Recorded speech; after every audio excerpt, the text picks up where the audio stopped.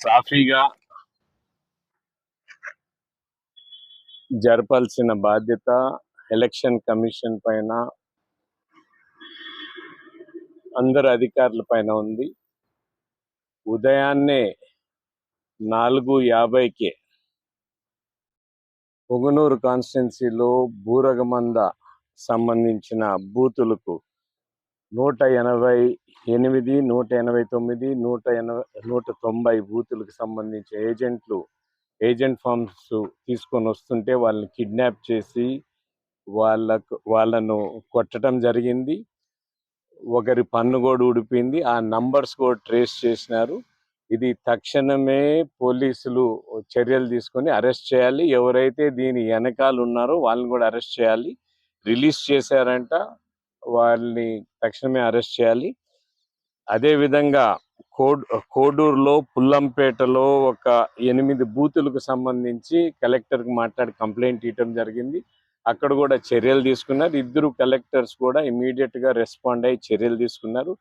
ఇది భారత ప్రజాస్వామ్యాన్ని, ఎలక్షన్ సిస్టమ్నే ఛాలెంజ్ చేసే విధంగా కొందరు నాయకులు తయారైపోయినారు.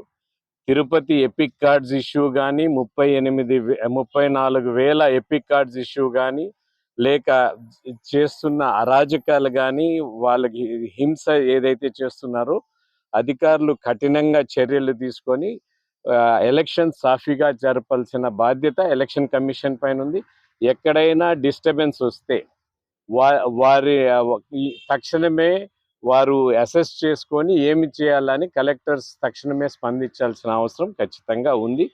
ఏవైతే వెబ్ కెమెరాస్ ఉన్నాయో బూతుల్లో కానీ, బూత్ బయట కానీ, అవి కూడా కంటిన్యూస్గా మానిటర్ చేయాల్సిన అవసరం ఖచ్చితంగా ఉంది.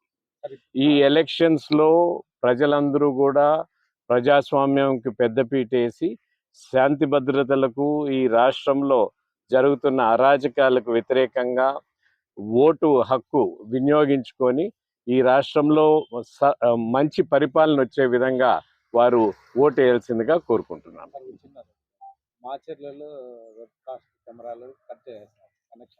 ఇప్పుడు ఎక్కడ కూడా వెబ్ కాస్ట్ కెమెరాలు కట్ అయితే ఆ ఎలక్షన్స్ జరగవు. మళ్ళా వెబ్ కాస్ట్ కెమెరాలు స్టార్ట్ అయిన తర్వాతనే జరుగుతాయి. అవి బ్యాటరీ ప్యాక్డ్ కెమెరాస్ అవి.